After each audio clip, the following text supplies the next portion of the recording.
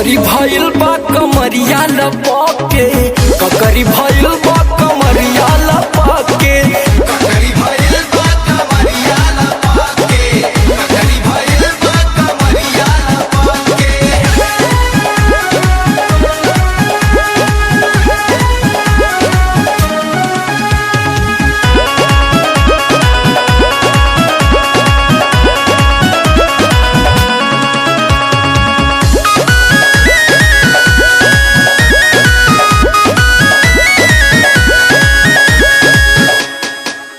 साड़ी गर्मी से भीजल बा, देह देवरू हो की जलबा,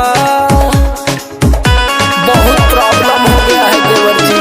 साड़ी गर्मी से भीजल बा, देह देवरू हो की जलबा, और काट ले बड़े गलिया दोनों हपके, ककरी भइल बा कमरिया लपके, ककरी भइल